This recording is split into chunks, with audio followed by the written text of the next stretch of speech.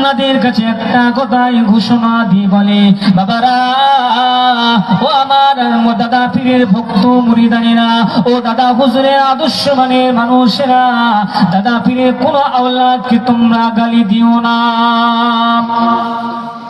মুজাদ্দিদের জামানের কোন আওলাদকে তোমরা খারাপ কথা বলো না, কেননা সেটার মধ্যে আমি আব্বাস আমার খুন আছে, মুজাদ্দিদের জামানের খুন আছে। আমার ভাইজান এটাও তো বলে থাকে, কোন আওলাদ সম্পর্কে খারাপ ধারণা করো না, নীতিটা মজবুত করে নাও, দাদা পীরকে মানো, জিয়ারত করো, যে আওলাদকে পছন্দ হয় তার কাছে গিয়ে কথাবার্তা বলো, তোমরা তাদের সঙ্গে মুআনাকা করো। যদি আব্বাসকে ভালো লাগে, আমার আপনার ভাইজানকে আপনাদেরকে ভালো লাগে, ও যুবকেরা ছেলেরা, তাহলে আব্বাস সিদ্দিকীর যারা বিরোধিতা করতে লেগেছে, আব্বাস সিদ্দিকী যারা প্রকাশ্য দুশ্মনী করতে লেগেছে, তাদের থেকে আপনাকে আমাকে সাবধান থাকতে হবে।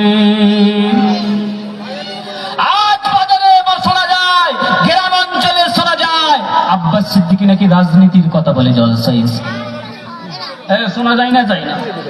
আব্বাস সিদ্দিকী রাজনীতির কথা বলে। রাজনীতি কি আপনি আমি বুঝি না।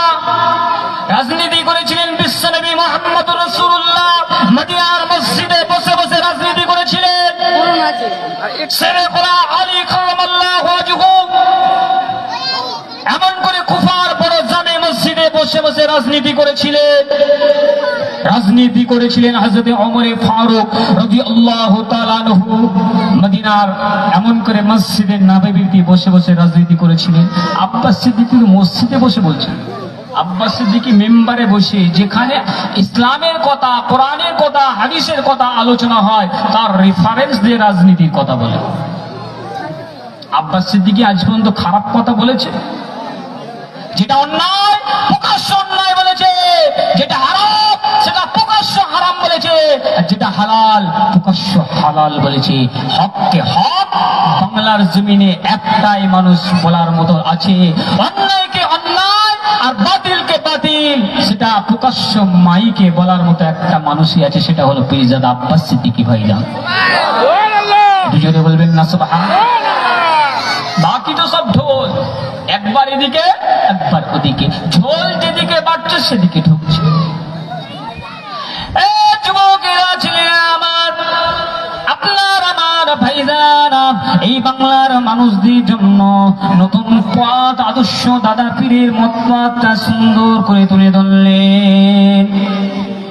আজকে মুসলমানদের মধ্যে যে সমস্ত মানুষ ভাইজান হুজুরের বিরোধিতা করে, তাদের লক্ষ্য থাকে আব্বাস তো সত্য কথা বলে, আব্বাস যে কথাটা বলে আমাদের ছেড়ে খাওয়া হবে না, চুরি করা হবে না, আমাদের এমন করে মানুষকে ঠকানো আরো হবে না। আব্বাস তো মানুষের মুখে সত্য কথাটা তুলে দিতে লাগলো, যেমন নাকি বিশ্বনবী মুহাম্মদুর রাসূলুল্লাহ কাফেরদের বিরুদ্ধে, আবু জেহেলদের বিরুদ্ধে মক্কার জমিনেতে সত্য কথাগুলো তুলতে লাগলেন। যেমন নাকি তারপরে সালাউদ্দিন আইয়ুবী রাহমাতুল্লাহ আলাইহি প্যালেস্টাইনের মানুষদের মধ্যে সত্য কথাটা তুলে দিয়েছিলেন। তারপরে তো খুঁজে নিয়ে দেখেন আব্দুল গাজী বলে এমন একজন বিশ্ব নেতা তৈরি হয়েছিল, তিনিও সেই সময়তে দেশের মধ্যে এই মানুষদের মাঝে সে এমন করে সমস্ত ধর্মের মানুষের কাছে ন্যায় কথাটা, সত্য কথাটা তুলে দিতে লাগলেন। যখনই তারা এই ন্যায় কথা অন্যায়ের বিরুদ্ধে কথা বলতে লাগলেন, মুঘল সাম্রাজ্যের মানুষেরা এমন করে মঙ্গোলেরা আব্দুল গাজীকেও মারার চেষ্টা করেছিল, কিন্তু ভাইরা আমার ইতিহাস খুলে দেখুন, হাজার চেষ্টা করার পরেও আব্দুল গাজীকে তারা মারতে পারে না।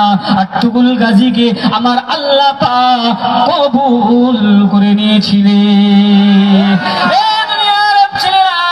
ও ভাইজানের অনুসারী অনুগামী বোনেরা, আপনাদের কাছে আমি মতিউর বলে দিয়ে যাই, আজকে বাংলার জমিনে মুজাদ্দিদের জামানের আওলাদ আপনার আমার বড় ভাইজান পীরজাদা আব্বাস সিদ্দিকী ভাইজান যে কথাটা বলে, যে আদর্শের কথা বলেন, যে ন্যায়ের কথা বলে, অনেক মানুষের গাত্র দেওয়া হতে থাকে, অনেক মানুষের জ্বলন হতে থাকে।